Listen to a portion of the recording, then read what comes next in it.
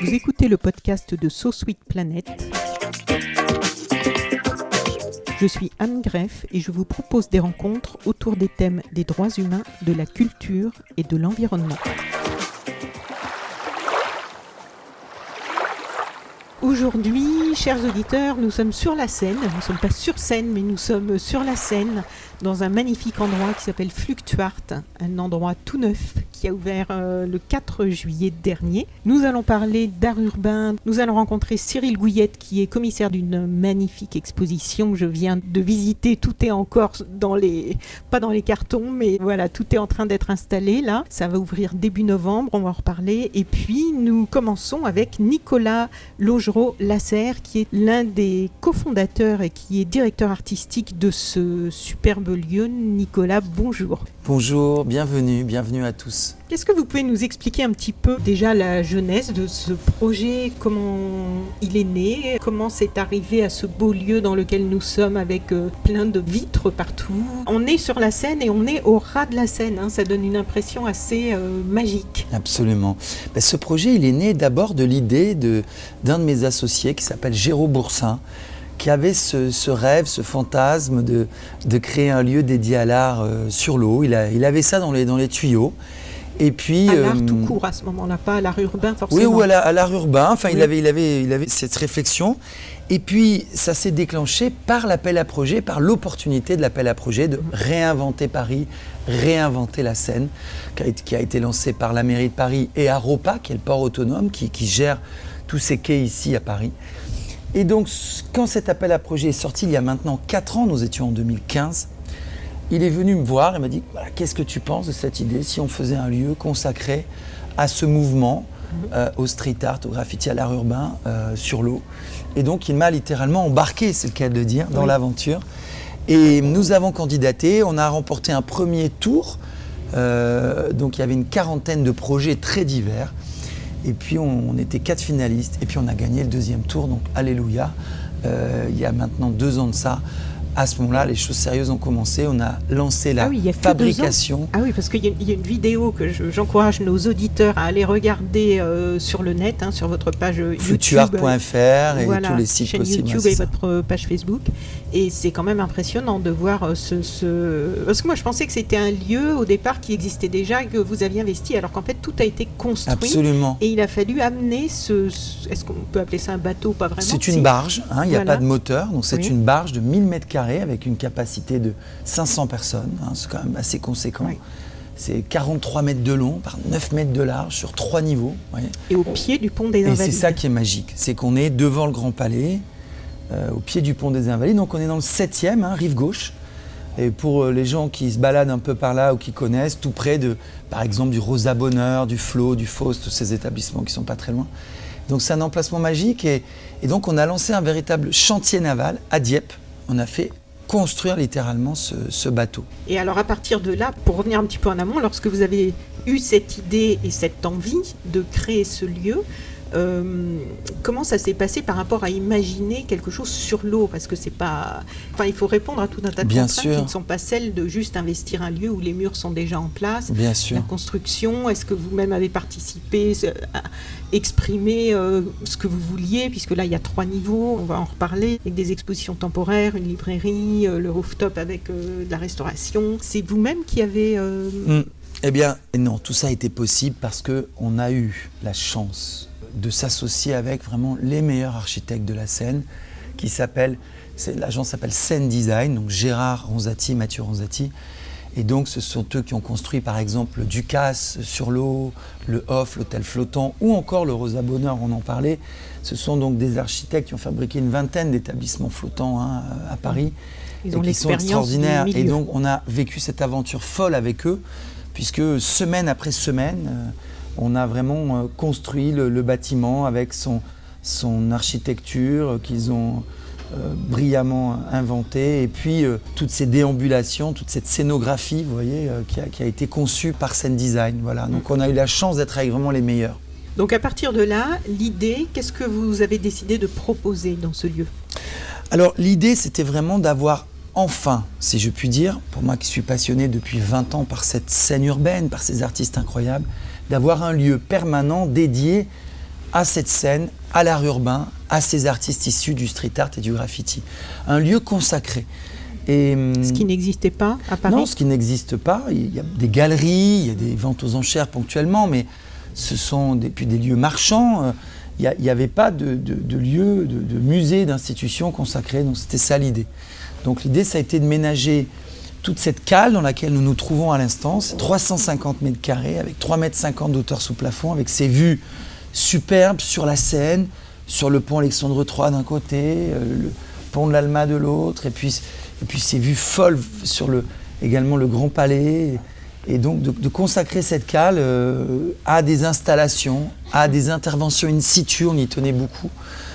Des artistes donc, qui vont venir travailler ici en résidence, qui viennent passer des jours et des jours, créer des œuvres pour le public, pour le plus grand nombre, et tout ça absolument gratuitement. C'était ça la promesse, c'était un lieu d'accès entièrement gratuit et également avec des visites guidées gratuites grâce à un partenariat avec l'ICAR, qui est cette école d'ingénierie culturelle, marché de l'art, et donc des jeunes gens qui viennent aussi venir faire de la médiation gratuitement tout au long de l'année pour le plus grand nombre. Donc une vraie envie d'accessibilité à l'art, d'accessibilité à la culture. Et tout cela non subventionné? Non, il n'y a pas de subvention. On a gagné une concession. On paye un loyer pour être là, pour le quai. Mais donc on a remporté une concession de 20 ans. On est là pour un petit bout de temps. Mais pas d'argent public. On en est fiers. Vous savez, on est dans un moment aujourd'hui de déficit public important, aussi bien pour l'État que pour la mairie de Paris. Et donc, avoir eu l'audace de financer un lieu par des financements privés, mais en même temps de répondre à un intérêt général qui était cette accessibilité gratuite. Voilà, on est vraiment fiers de ça. Et donc, on a fait le pari de vivre sur les recettes du bar, de la petite restauration, pour moitié, puis pour moitié de ce qu'on appelle l'événementiel, donc des entreprises qui viennent ici faire des événements, des séminaires, des rencontres, etc.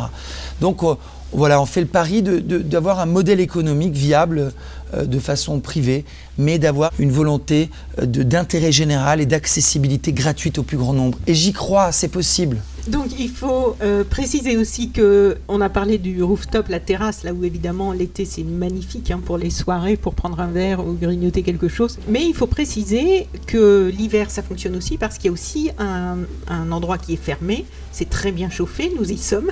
On a l'impression d'être dans un immeuble en fait, c'est bien très sûr, confortable. Absolument. Voilà, ouais. c'est très... Et donc ce qu'il faut comprendre, c'est que en dehors des expositions temporaires dont nous avons parlé, il y a également une collection permanente avec une vingtaine des plus grands artistes de la scène urbaine. On a des grosses pointures. Voilà, donc c'est fascinant pour les gens de découvrir des œuvres originales de Banksy, de Shepard Fairey, le fameux Shepard Fairey Obé, d'Im Beider, dont on admire les quelques 1500 interventions dans Paris avec ses mosaïques, ou encore des historiques du graffiti comme Ramalzi, Quick, Futura 2000, puis des artistes plus contemporains comme Pantonio, comme Vils, comme Speedy Graffito, comme Dran, comme Mark Jenkins, etc., etc., etc., JR que j'oubliais, Roa le Belge.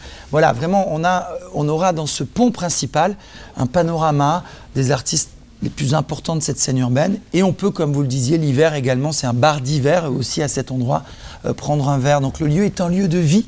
C'est ça qu'on a voulu créer. Ce qui est intéressant, c'est qu'effectivement, il y a ces grosses pointures qui peuvent donner envie au plus grand nombre de venir visiter le lieu.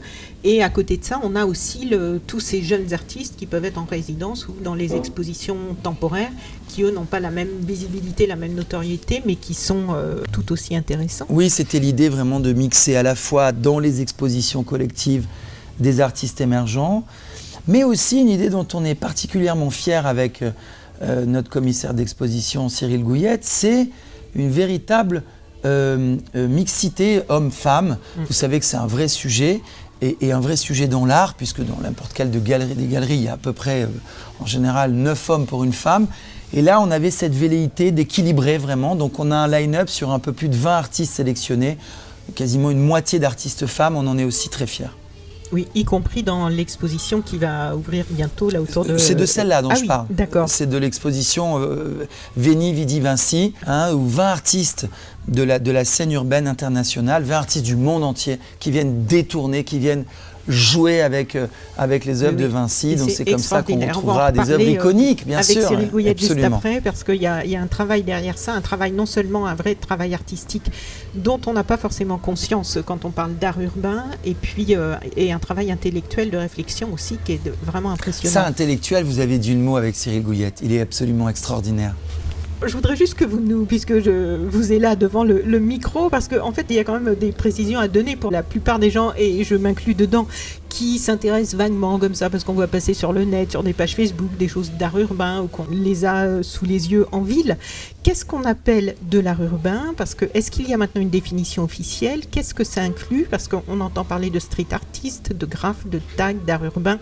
Est-ce que vous pourriez nous donner rapidement un tout petit cours ? Bien sûr. Donc, pour info, je viens d'éditer avec 3 autres amis journalistes le premier Que sais-je sur l'art urbain, donc qui va être l'ouvrage absolument parfait, assez dictique pour pouvoir justement avoir ces codes. Mais je vais résumer l'ouvrage en 1 minute, alors si je vais y arriver, je vais essayer. Mais en tout cas, donc je vais tâcher de résumer en quelques secondes un peu ce mouvement, si tant est qu'on puisse l'appeler un mouvement. En fait, je pars d'un ADN commun entre les différents courants.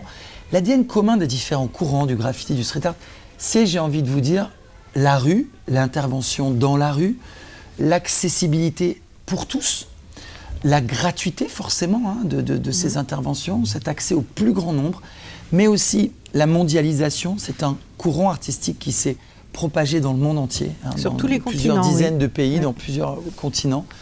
Et donc, voilà, s'il devait y avoir un ADN commun, il est là. Et puis ce côté militant, évidemment, on a en face de nous des artistes qui ont des choses à dire, une vision, des choses à défendre. Et c'est ça qui est enthousiasmant. Ensuite, je le disais, différentes racines, différents courants. Donc évidemment, l'art urbain, finalement, l'intervention de l'homme sur les murs, c'est pas nouveau, de l'homme qui laisse ses traces. On part du paléolithique, on part des grottes de Lascaux.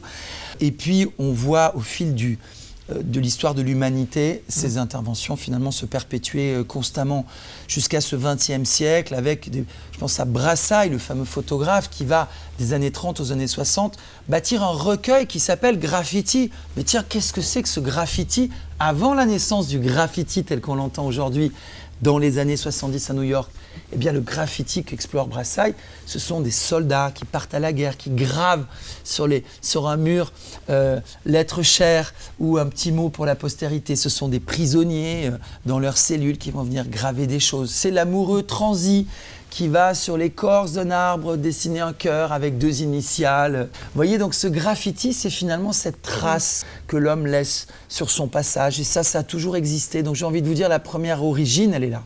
Puis, de façon plus formelle et récente, le graffiti new-yorkais qui naît dans ce berceau du New York, de ce Brooklyn, de ce Bronx des années 70, très parallèle avec la naissance du hip-hop, qui va naître en même temps. Donc là, on a la naissance d'un graffiti qui est plus du lettrage.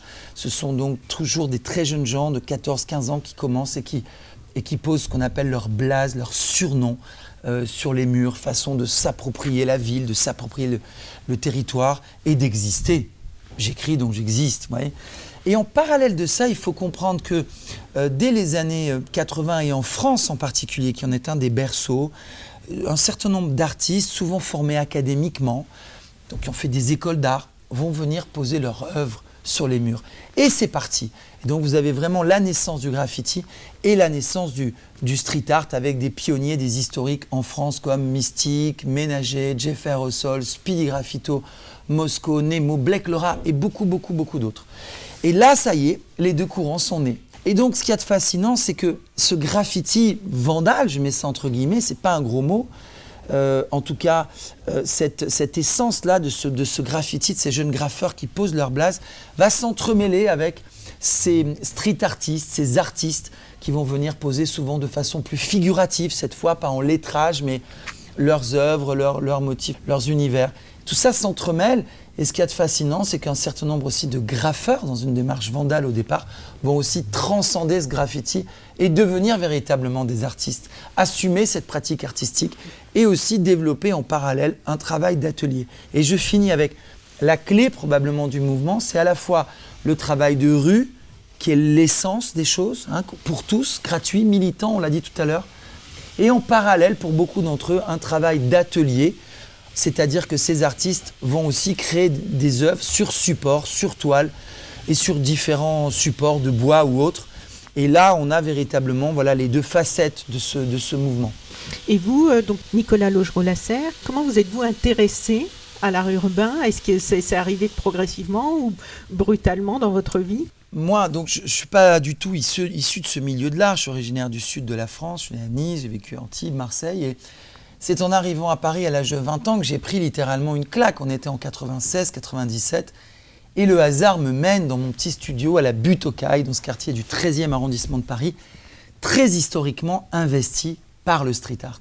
Et donc, je découvre vraiment l'art et ses artistes sur les murs de mon quartier à la Butte aux Cailles, rue Martin-Bernard, rue Buot, rue des 5 Diamants, rue de la Butte aux Cailles. Et c'est vraiment la rue qui me donne ce premier accès. Et c'est ça que j'ai eu envie de transmettre plus tard, que j'ai eu de cesse d'essayer de transmettre. C'est que ma conviction, c'est que ce mouvement est une espèce de machine d'accessibilité à l'art. C'est un outil absolument formidable pour faire rentrer les gens dans l'art. Il ne s'agit pas après de les laisser là, on peut les amener beaucoup plus loin et remonter le temps jusqu'à l'art contemporain, l'art moderne et jusqu'au Louvre. Et ça, Cyril Gouillette nous en parlera. Mais c'est cette passerelle qui est fascinante. Donc l'art urbain, c'est un outil de démocratisation absolument extraordinaire pour le plus grand nombre. Ce n'est pas l'art des 1%, c'est vraiment l'art des 100%. Vous avez ouvert le 4 juillet. Quel est le public qui vient ici et quel bilan vous pouvez faire déjà? Parce que je crois qu'il y a une super fréquentation. Oui, c'est ça. Et merci à tous les gens qui sont venus. C'est plus de 150 000 visiteurs en près de 4 mois. 120 000 visiteurs pour l'exposition de Soon, cette artiste américaine incroyable qui a ouvert le lieu. Magnifique. Un mois de résidence ici et qui a laissé une exposition vraiment fantastique, très humaniste, très généreuse. Grosse pointure aussi. Absolument, vraiment 20 ans de carrière, une monographie. Absolument, oui. Absolument. Donc non, vraiment, le lieu a suscité un vrai engouement et on en est extrêmement heureux. Et vous parliez de public, c'est à la fois des enfants et qu'on alimente aussi par des ateliers enfants toutes les semaines avec le fameux musée en herbe qui vient faire ici toutes les semaines, tous les dimanches, des ateliers pour les enfants. Et aussi beaucoup de scolaires qui viennent, beaucoup de centres culturels de la mairie de Paris qui viennent ici toutes les semaines, gratuitement. Et puis derrière ça, un public très large, évidemment les aficionados, mais aussi du très grand public à l'occasion des vacances. On a des gens qui viennent de régions, de toute la France, et des gens du monde entier. Que là où vous êtes situé, en fait, les quais sont ces fameux quais... la rive gauche. Où les voitures avant circulaient et qui a été donc rendu aux piétons. Voilà. Donc c'est et un ce lieu sont de 2 promenade. millions de personnes, pour vous parler... très concrètement, qui passent sur ces quais devant nous chaque année.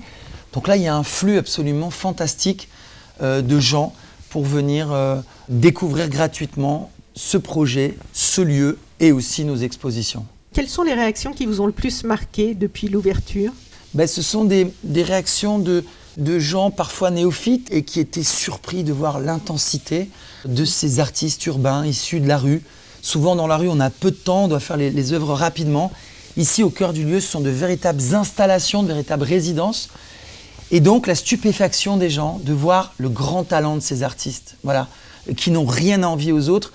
Et peut-être, sur ces paroles, c'est là que je laisserai la parole à Cyril Gouillette, parce que justement, tout le propos de Cyril Gouillette et de son ouvrage, Sous le street art, le Louvre, ça a été de tracer cette passerelle entre ces artistes urbains, ces jeunes artistes et ces artistes majeurs. Et le propos, c'est de dire, ce sont les mêmes, quelques siècles après. Et ça, c'est fabuleux. Voilà. Très bien, ça me semble vraiment bien pour enchaîner maintenant. Merci beaucoup. Merci et infiniment, surtout, merci bonne à tous. Continuation. Et bienvenue, on est Pont des Invalides, dans le 7e Fluctuart. Voilà, les gens sont bienvenus. Donc on enchaîne avec Cyril Gouillette. Je vais vous laisser vous présenter. Oui, bonjour. Alors moi je suis historien d'art et Nicolas Laugereau-Lasserre m'a fait l'honneur de m'accorder sa confiance pour être l'auteur de cette exposition, à la fois pour en choisir, je dirais, la thématique et puis aussi en choisir les artistes, le line-up. Vous travaillez avec le Louvre, je crois. Voilà, je travaille par ailleurs au musée du Louvre. C'est intéressant justement, hein, on va en reparler. Tout à fait. Vous êtes juste à l'intersection de deux mondes. Exactement. Et vous les réunissez. Voilà, j'essaye.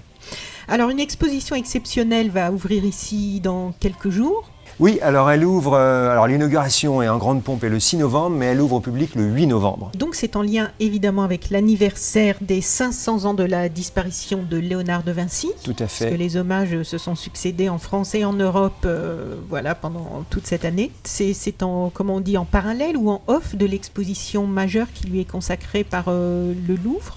Oui, je dirais que c'est, même indépendamment de tout ça, l'idée de terminer cette année de commémoration de Vinci avec un art hyper contemporain, si je puis dire, qui est l'art urbain. Et l'idée, c'était de montrer comment, finalement, les artistes urbains ont aussi reçu l'héritage de Léonard de Vinci et comment ils s'ancrent à leur tour dans une histoire de l'art en revisitant certaines de leurs œuvres et certaines des démarches de Léonard de Vinci. L'exposition s'appelle Veni, Vidi, Vinci. L'art urbain face au génie, donc 20 artistes, 20 ou plus de 20 artistes. Un peu plus de 20, puisqu'il y a des binômes. Internationaux qui détournent les œuvres majeures de Léonard de Vinci. Donc dit comme ça, on pourrait croire que c'est un concept un peu gadget pour s'inscrire dans l'air du temps. Et en fait, grâce à cette visite guidée que vous venez de me faire, ça permet de se rendre compte, en fait, cette exposition, à quel point il y a un travail de fond derrière tout ça. C'est pas du tout, c'est pas juste s'accaparer une œuvre connue et faire du name dropping avec un nom qui, voilà. Exactement. C'est beaucoup plus intéressant que ça. Racontez-nous. Ouais. Alors, l'exposition, on l'a divisée en différentes parties. Une première partie qui, justement, va nous montrer un peu tout ce processus créatif, aussi bien chez Vinci que chez les street artistes. C'est-à-dire qu'on parle de cette universalité, de l'intérêt de Vinci, cette grande curiosité et de ce travail préparatoire, je dirais de l'atelier, hein, aussi de ses manuscrits, de ses codex, etc., pour montrer combien les street artistes que nous avons choisis, en l'occurrence, leurs œuvres sont aussi le fruit d'un travail très élaboré. Et ce processus de création, on va le montrer sous différentes façons, aussi bien par exemple avec une artiste qui est l'artiste Madame, qui fait des grands collages dans la rue, mais dont tout le monde ne sait pas que ces collages ont à l'origine d'abord une œuvre, une petite œuvre dans une boîte, dans une vitrine, qui est une installation en fait, avec des collages, des mécanismes en 3 dimensions, des choses qu'on peut manipuler en fait. Oui. Et à chacune de ces œuvres va correspondre, je dirais, l'on prend la substantifique moelle, et va correspondre un grand collage qui sera unique et mis dans la rue.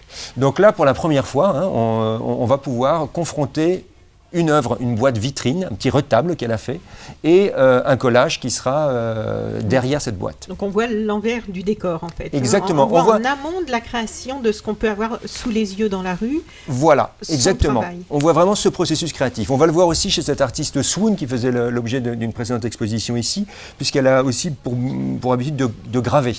Donc sur des plaques de cuivre. Donc on va avoir une plaque de cuivre et l'estampe qui est imprimée à partir de cette plaque de cuivre. Là aussi, c'est assez rare d'avoir les deux objets l'un à côté de l'autre. Vous m'avez montré ça tout à l'heure et pour avoir vu un petit peu ces œuvres, c'est vrai que j'imaginais pas du tout qu'il y avait un tel travail derrière. On imagine que voilà, l'artiste est devant une surface et que... Non, très souvent, les artistes en particulier qu'on a choisis sont des artistes qui ont eu une formation entre guillemets académique, hein, qui ont été dans des écoles d'art, de dessin, d'art appliqué, ça dépend, et qui se sont vraiment, et c'est pourquoi aussi ils ont atteint une carrière, je dirais, aussi internationale, c'est que ce sont des gens qui, réfléchissent énormément à leur art, à ce qu'ils veulent montrer. Il y a un concept vraiment intellectuel un peu derrière tout ça. Et puis un processus artistique, une grande technicité. Ce sont souvent des artistes très virtuoses dans leur domaine. Et donc ça permettra d'aborder la question du collage, donc on l'a vu avec Madame, la question effectivement de la gravure, du pochoir, de l'agrandissement avec des mises au carreau. On a un artiste italien fantastique qui s'appelle Andrea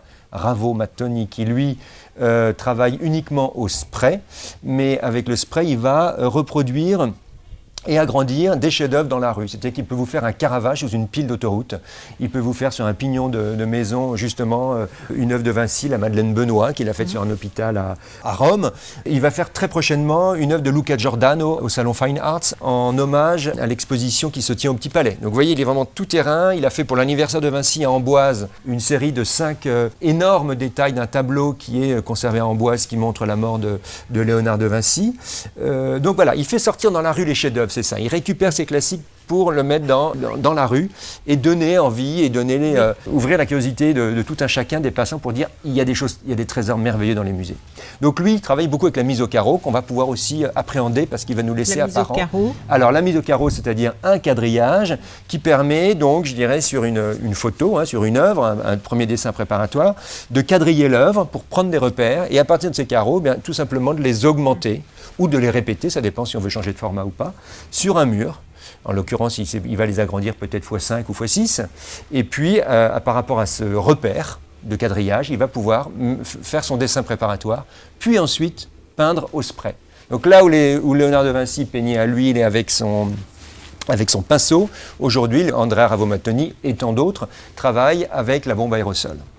Donc voilà, ce processus créatif, il va nous permettre de balayer la question du portrait, la question des planches anatomiques, la question des chevaux. On a une artiste extraordinaire qui s'appelle Face 47 en français, mais qui est sud-africaine et qui, elle, s'intéresse énormément aux équidés, à la question du rapport et de la domination de l'homme et du cheval. Donc évidemment, toutes ces batailles de Léonard de Vinci, que ce soit la bataille d'Anghiari, que ce soit ses projets sur la statue équestre pour Ludovico Sforza à Milan, tout ça, dont on a des dessins, elle s'en est imprégnée et ça rentrait complètement en résonance avec son œuvre.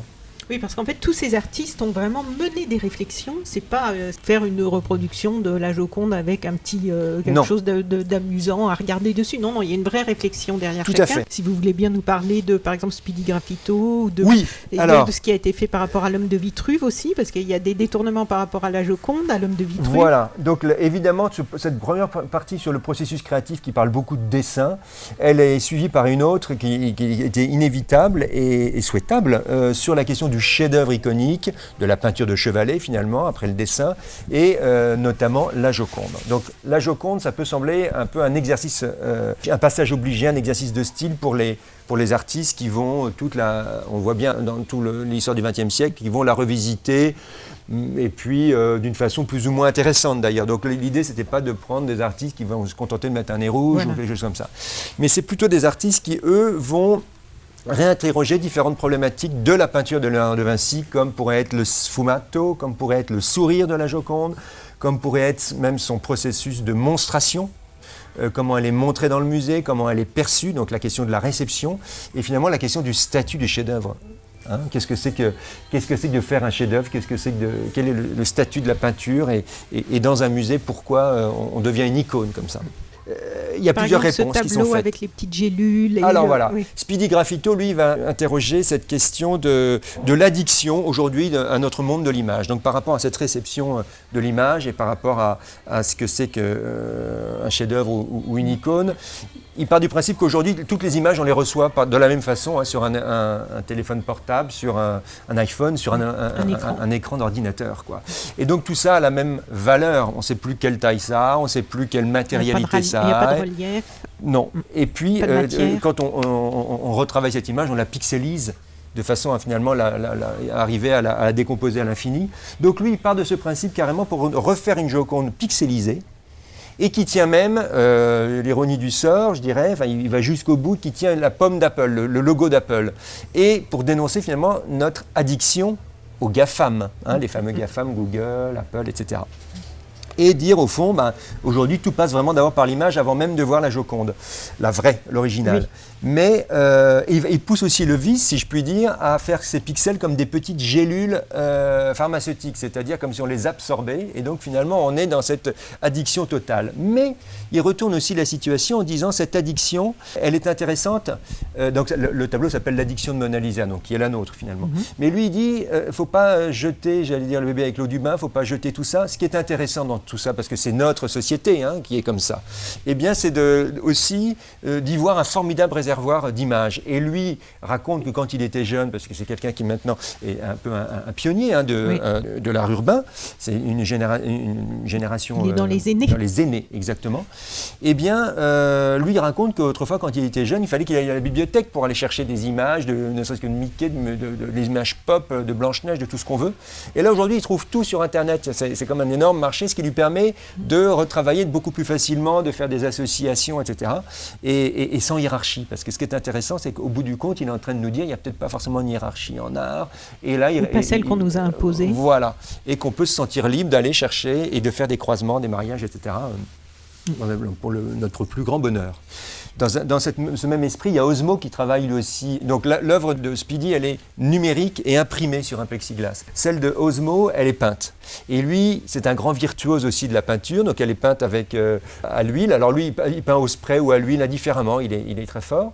Et il va nous faire une sorte de copie de la Joconde, mais dont il va pixeliser complètement le visage. Et là, tout d'un coup, cette pixelisation qui nous renvoie au téléchargement et qui nous renvoie au statut de l'image, elle nous renvoie aussi, non sans un certain humour, à la question du sfumato. Le sfumato qui est donc cette façon de fondre les contours qui tenait vraiment au cœur de l'œuvre de Vinci, qui cherchait à dire, voilà, pour rendre réel, pour rendre vivant, il faut qu'on arrive à fondre la forme qu'on doit représenter dans une atmosphère. Et donc les contours dans la nature n'existent pas. Les contours, c'est quand on dessine, c'est ceux qu'on va nous-mêmes mettre en place pour cerner une forme, mais ils n'existent pas dans la nature. Donc lui, il a passé son temps à vouloir justement superposer des couches les plus fines possibles pour rendre cette immatérialité. Et donc Osmo l'interroge avec cette pixelisation un peu forcée. Et ça nous ramène à un autre type d'artiste, un duo d'artistes qui s'appelle les Mias Brothers, qui eux sont carrément dans le flou le plus total. Quand on voit leur œuvre, on se dit tiens, c'est une photo floue. Et si on s'approche, on s'aperçoit que c'est une peinture au spray, là encore à la bombe aérosol, donc là aussi une très grande technicité, et qui interroge cette notion de perception. Parce qu'eux veulent aller chercher l'âme de la peinture, ils veulent aller chercher vraiment l'essence même, le côté éthéré, presque l'antimatière, et nous interroger sur ce qu'on voit finalement. Mais en même temps, cette Joconde, d'aussi loin qu'on la voit bien, alors qu'elle est floue, on la reconnaît immédiatement. Donc finalement, ça interroge aussi qu'est-ce qui fait qu'on reconnaisse si bien cette silhouette. Et donc tout ça dans ce flou qui renvoie là aussi alors à la fois au sfumato dont on vient de parler, mais aussi à la perception de cette œuvre. Quand on rentre pour la première fois dans la salle de la Joconde au musée du Louvre, on se dit, mais qu'est-ce qu'on voit? On voit une forme, une silhouette au loin. On reconnaît, de toute façon, il y a le monde autour, mais elle n'est pas perceptible dans toute sa netteté. Donc ça nous renvoie aussi à cette image. Tout comme Speedy Graffito a une image qui est d'autant plus perceptible si on la voit à travers le téléphone portable. Oui, vous m'avez montré l'expérience tout à l'heure à travers de l'écran, effectivement, où l'image du coup se apparaît. recompose. Oui, c'est impressionnant. Et là aussi, ça nous renvoie à la façon dont on voit aujourd'hui la vraie Mona Lisa au musée du Louvre, qu'on ne voit en général qu'à travers le prisme de l'écran du téléphone portable. Donc ça nous renvoie des enjeux de société, à des modalités de visite. Que pour la prendre en photo. Et j'aimerais bien aussi quelques mots sur une œuvre, je trouvais très intéressant, où il y a les différentes mises en perspective qui se répondent en écho avec le sac c'est ça et le logo. Ah, alors, il y en a plusieurs. Alors, donc, Nick Walker, on peut en parler après. Bien sûr, alors ça, c'est un des chefs-d'œuvre aussi de l'exposition, qui est le chef-d'œuvre, on va dire, la Joconde mise en place par Zeus, qui est très intéressante parce que c'est une série de mises en abîme. C'est-à-dire qu'en fait, il va recréer le processus de monstration, là aussi, de la Joconde, sachant que son œuvre, ce sont trois choses, en quelque sorte. C'est la copie conforme du tableau qui a été faite par un copiste, mais une copie donc de la Joconde de la même taille. Ce qui quelque part c'est impressionnant. Elle est impressionnante. Oui, ce qui quelque part est illégal, mais on est toujours dans ce côté très borderline, parce qu'on ne peut pas copier une œuvre dans les vraies dimensions de l'original, voilà, officiellement, pour pas qu'il y ait de problème je dirais justement de faux. Bon. Cette œuvre, elle est précédée d'une petite sculpture qui n'est autre que le moulage en bronze de la copie d'un sac Louis Vuitton.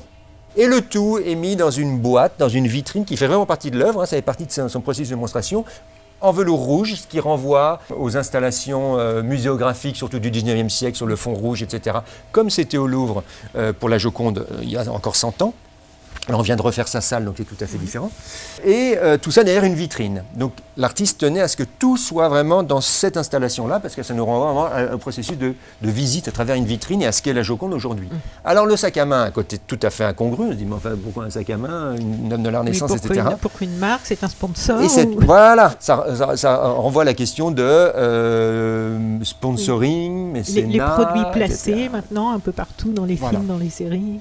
Et elle a un logo, cette marque. Et cette marque, au premier abord, on pourrait se dire, tiens, on dirait le logo de Louis Vuitton. Mais si on regarde mieux, c'est un logo qui ressemble à celui de Louis Vuitton, mais c'est LDV, Léonard da Vinci. C'est un monogramme, en fait, au départ, que l'artiste a créé dans les années 1470-80. L'artiste Léonard. Léonard a créé ce monogramme, comme Dürer, qu'on connaît très bien, le fameux AD de Dürer.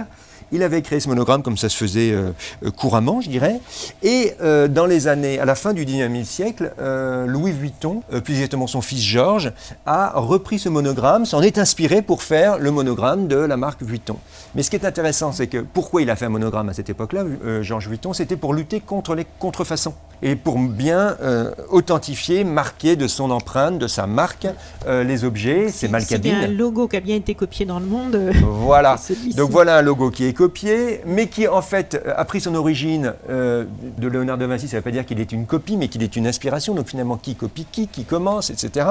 Et elle va se mettre avec facétie sur un sac à main qui n'est autre qu'une contrefaçon d'un sac à main Vuitton, mais magnifié parce qu'en bronze doré, devant la Joconde qui est une copie de Léonard, etc. Donc c'est une sorte d'oxymore aussi, cette œuvre, parce qu'en fait, original, copie, etc.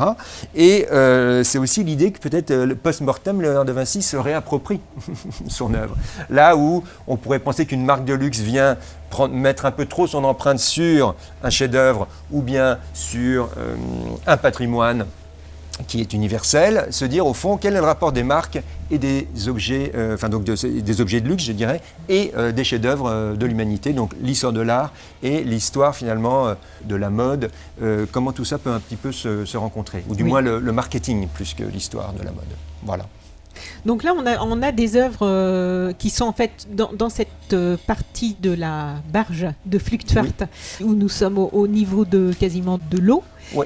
Et donc, de l'autre côté, il y a un petit passage entre les deux. Voilà, il y a un cheminement et là, entre dans deux la salles. partie où nous sommes pour réaliser l'interview, vous m'avez expliqué tout à l'heure qu'en fait, il va y avoir deux grandes œuvres de chaque côté. Qui se répondent.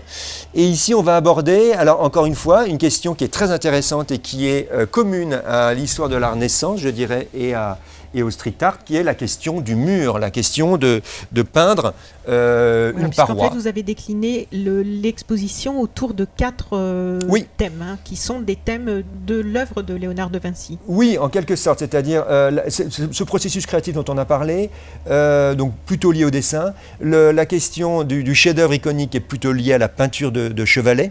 La question quand même qui traverse la Renaissance, qui est la place de l'homme dans l'univers, la place de l'homme dans la création artistique. Avec l'homme de Vitruve. Avec le fameux homme de Vitruve. Là, on est quand même avec toute l'actualité autour de l'Anthropocène et de tout ça, on est dans des sujets d'actualité. Exactement.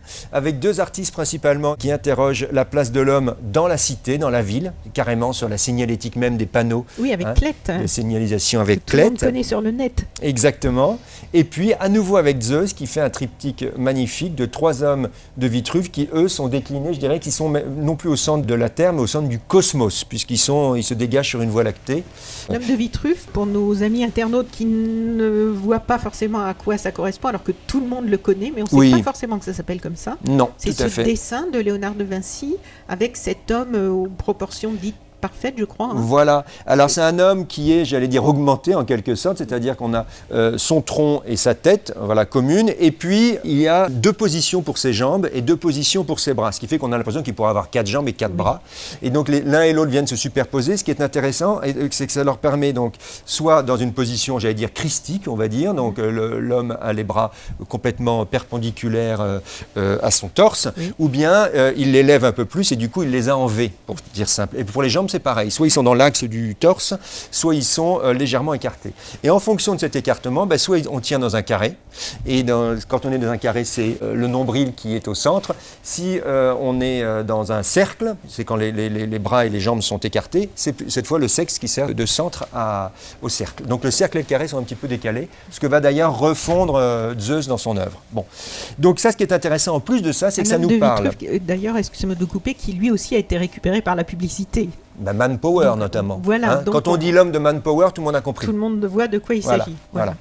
Et donc, ce qui est intéressant, c'est de voir aussi que finalement, cet homme de Vitruve nous parle aussi de cinétique. C'est-à-dire qu'il y a une dynamique, je dirais, qui fait que quand on regarde très rapidement, on passe d'un bras à l'autre, etc., on a l'impression qu'il agite les bras comme s'il volait, et que pareil, les jambes ont l'air de bouger. Donc c'est intéressant d'avoir ce petit balayage visuel. Donc ça, c'est quelque chose qu'ils interrogent aussi dans leur peinture. Et puis alors, dernière pièce et dernière partie de cette exposition qui va être un peu aussi, on va croissant, hein, parce qu'on sera passé pour l'homme de Vitruve, on va être passé à travers un petit couloir un peu plus intime comme ça, avec une surprise au détour, parce j'en dis pas plus, mais on découvrira le Salvator Mundi, qui serait passé comme ça, d'une façon incidemment, d'un yacht peut-être à une péniche. Que tout le monde cherche, d'après ce que vous Voilà, m'avez donc raconté. nous on l'a trouvé. Et puis ici, dans cette pièce, on va avoir un face-à-face entre deux monstres aussi, du street art, de l'art urbain. Alors sachant que j'en ai oublié plein dans le début des autres pièces. On ne peut pas non plus, comme on est dans l'audio, c'est vrai que malheureusement on ne peut pas tous les décrire. Mais c'est vrai justement, qu'il y en ça a d'autres. invite à venir Bomka, pour découvrir. qui est formidable. Nick Walker, qu'on a juste évoqué tout à l'heure. D'autres artistes peut-être moins connus, mais que j'aimerais faire découvrir au grand public. Blub, Pang, enfin tous ces noms qui sont qui peuvent sembler très exotiques, mais qui sont aussi... Blub, c'est cette Joconde avec le masque de plongée. Avec le masque de plongée et les bulles qui donnent son nom à l'artiste. C'est une réflexion autour de cette Joconde que tout le monde regarde et qui, elle, se trouve derrière un masque de plongée à regarder tout le monde. À nouveau, c'est elle qui nous dévisage. Avec ce masque, elle nous dévisage et avec cette distanciation qu'est l'eau, elle nous regarde comme si c'était nous, finalement, qui étions un peu les bêtes curieuses qu'elle venait voir dans un univers alors aquatique, pour différentes raisons aussi, peut-être parce que ça nous parle de la montée des eaux, sachant que la question environnementale traverse beaucoup le courant de l'art urbain. Donc ça en fait partie. Alors si c'est souvent un art engagé d'ailleurs. Ah, c'est un art toujours engagé, mais de façon plus ou moins ludique, facétieuse, ironique. Oui. Et selon les cultures, selon les pays, l'engagement se traduit différemment, mais est très présent. Exactement. Ouais. Ça peut passer aussi par le slogan qui vient s'ajouter. D'ailleurs, on n'a pas eu le temps d'en parler, mais Madame elle met toujours de l'écriture dans ses œuvres. Voilà, il y en a plusieurs qui peuvent être justement à la fois à mi-chemin entre l'écrit et le visuel, enfin je dirais le peint, le figuratif. Alors, cette pièce pour terminer, il s'agit donc de cette question du mur avec cette problématique qui existe déjà dans la Renaissance de faire des grands décors de murs peints. On en a évidemment dans les églises, dans les chapelles, dans les palais, on pense... Dans les châteaux. On pense par exemple à la chambre des époux de Mantegna. Là, il y a une grande exposition à Mantoue sur Jules Romain.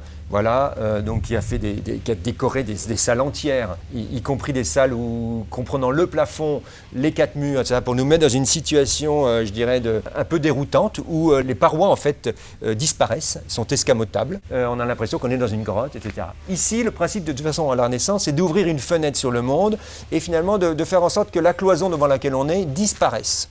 Voilà, et on prolonge l'espace intérieur jusqu'à l'extérieur par un paysage, par des scènes, etc., des personnages grandeur nature. C'est l'œuvre à laquelle s'est attaché Logan Hicks, qui est un artiste new-yorkais et qui est un grand spécialiste, expert, virtuose du pochoir, puisque lui a mis en place des pochoirs qu'il superpose jusqu'à 6 couches, si je puis dire, et qui va lui permettre de monter en gamme ses couleurs, des plus foncées jusqu'aux plus clairs, et de les fondre. Dans une approche qui est même presque impressionniste. Et donc très souvent, il se livre à des grandes vues architecturales dans la rue, etc. Et parfois à l'évocation de tableaux impressionnistes, etc. Ici, la commande qui lui a été passée, puisque ça fait partie des artistes à qui on a passé une commande, ne serait-ce que parce qu'on voulait que ce soit justement du in situ, donc une œuvre peinte sur place.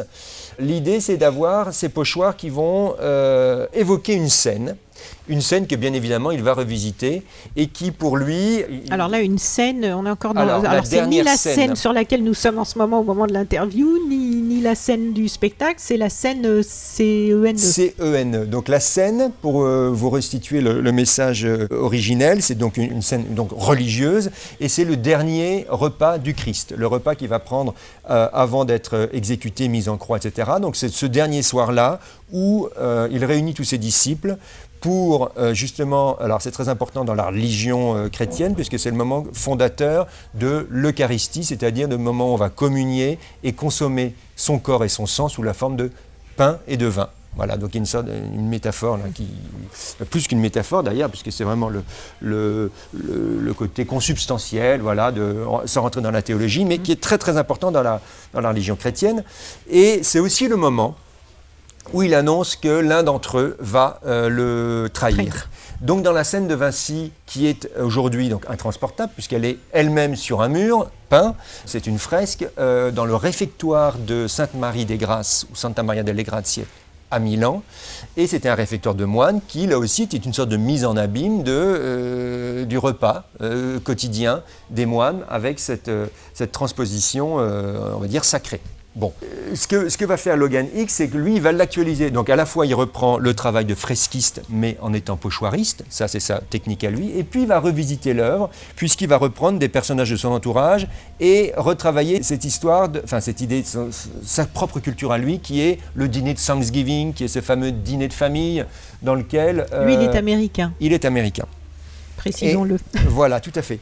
Et donc, il va reparler de ce qui est le propre de sa culture et ces fameux dîners familiaux où souvent, en fait, tout le monde ça se termine pas toujours très bien. Donc, les gens vont finalement finir par s'invectiver ou régler des comptes, etc., parce que c'est un peu le moment de réunion familiale. On pourrait penser au dîner de Noël chez nous, etc. Bon, donc un peu dans un esprit d'ailleurs, comme le dernier film de Dolan, où voilà, on est sur des bandes de copains ou autres, et puis est-ce que ça dérape ou pas. Bon, donc c'est une scène très agitée. Pourquoi elle est très agitée? Parce que lui, c'est ce qu'il a vu dans la scène de Vinci, cette agitation, puisqu'il y a le Christ qui tout d'un coup dit, voilà, l'un d'entre vous va me trahir. Et on voit par groupe de 3, il y a 4 groupes de 3 qui sont dans toutes les expressions possibles imaginables, qui vont de la stupeur à l'effroi, à l'incompréhension, à la colère parfois, et au dédouanement, etc., la suspicion. Bon.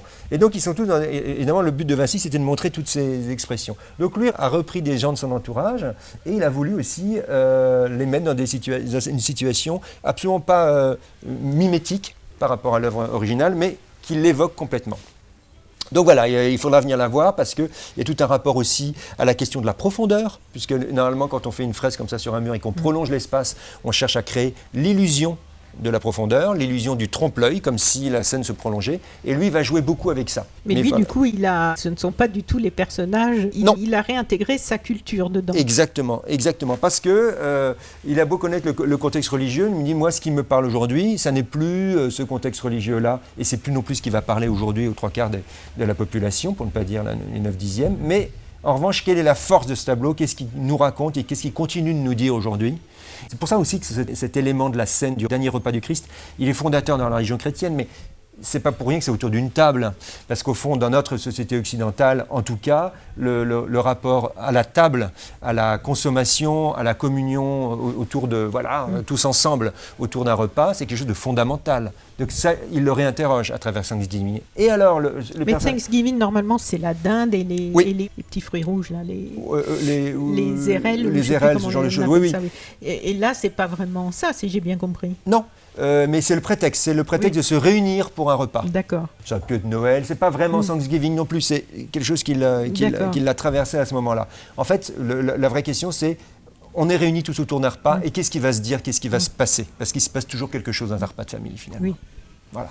Et en face, on a Okuda qui, dans son univers ultra coloré, ultra pop, etc., nous fait aussi une scène en respectant, pour le coup, d'une façon beaucoup plus la scansion des personnages de Vinci, avec toujours le Christ au milieu, mais les groupes de 3 personnages de part et d'autre, sauf que les personnages sont devenus des êtres hybrides avec des becs comme des oiseaux, etc., tous féminins.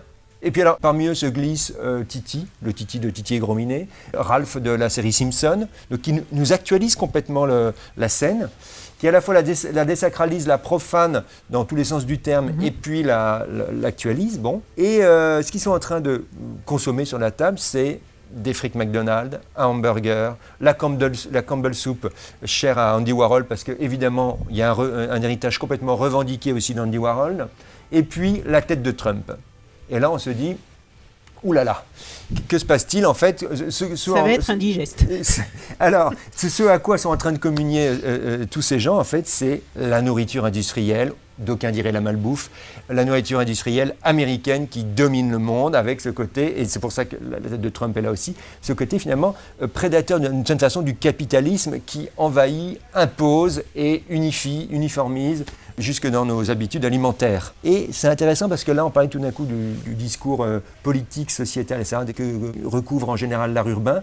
Il est très présent aussi chez Okuda, sous des airs comme ça complètement acidulés, des couleurs, toutes les couleurs de l'arc-en-ciel, etc. Il confond les notions de genre et tout, donc ça a l'air comme ça séduisant, amusant, mais au fond, il y a un discours derrière politique et qui nous parle de ça. Et c'est souvent ça, en fait, qui va être visité par l'art urbain, par les artistes urbains. Donc dans les artistes qui vont être représentés dans cette exposition, ils viennent d'où? De quel pays? Alors ils viennent d'un peu partout. Ce ne on sont en pas a que des artistes, États-Unis, on en a donc jusque d'Afrique du Sud, d'Espagne, d'Italie, d'Angleterre, de France bien évidemment, des hommes et des femmes. Aussi. Oui. Voilà. Oui, on a presque une petite dizaine de femmes.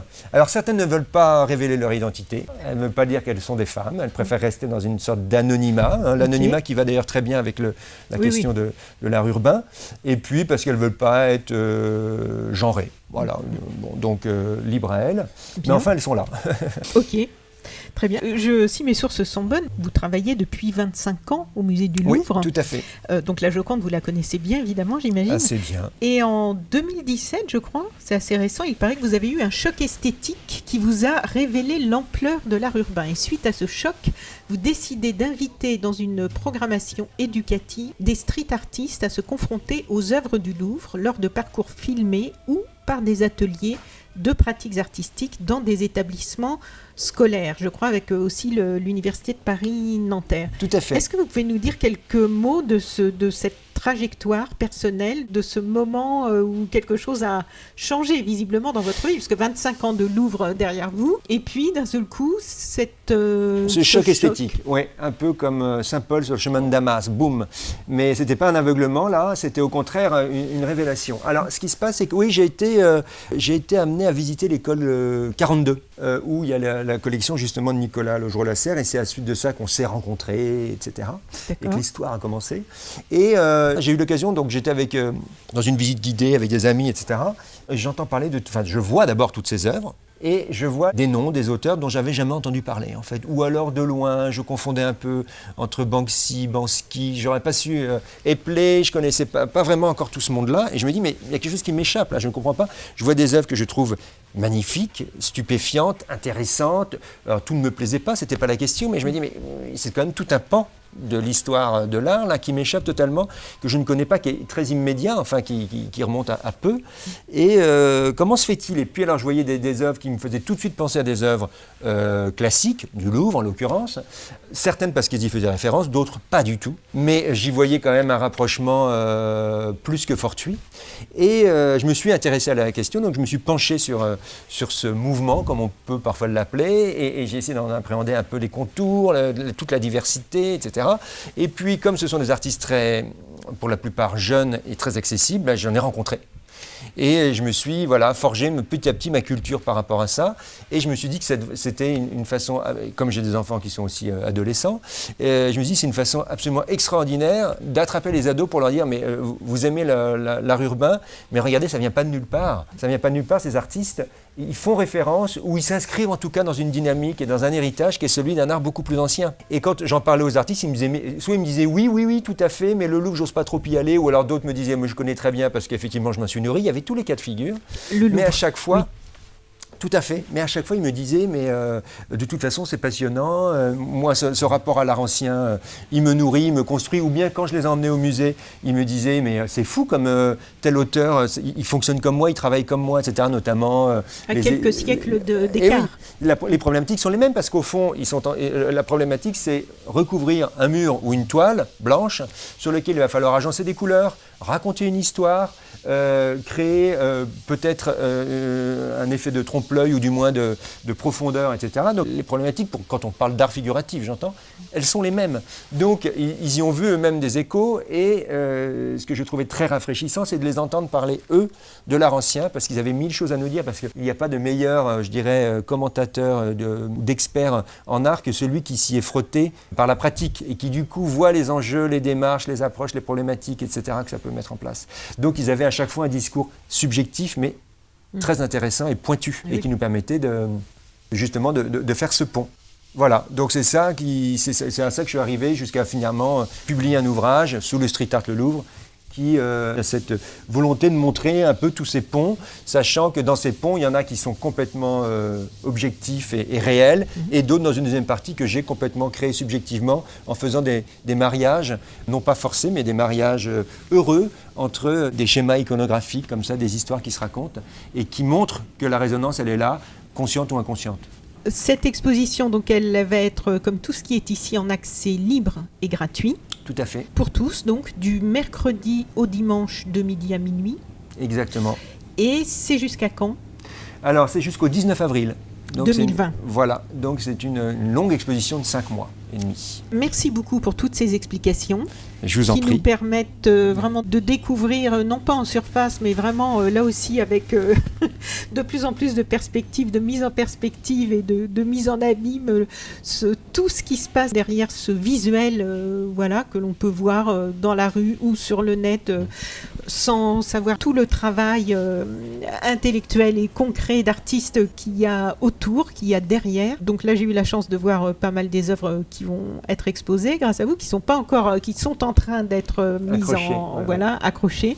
Donc merci beaucoup pour tout ça et je vous souhaite vraiment beaucoup de succès parce que je souhaite que beaucoup de gens puissent découvrir ça. Il faut savoir aussi que je ne suis pas seule privilégiée à avoir une visite guidée. Il y aura des visites guidées gratuites. Tout à fait. Le lieu est gratuit de toute façon. Voilà. Mais pour quelqu'un qui, comme moi, n'ait pas toute cette connaissance, c'est vrai que entre passer juste devant une œuvre et puis avoir toutes les explications qui sont passionnantes, qui sont pas du tout, c'est pas laborieux, c'est pas fastidieux d'écouter ça comme quelquefois dans les musées. Oui. Ça donne vraiment un relief à tout ça qui mérite le détour, vraiment.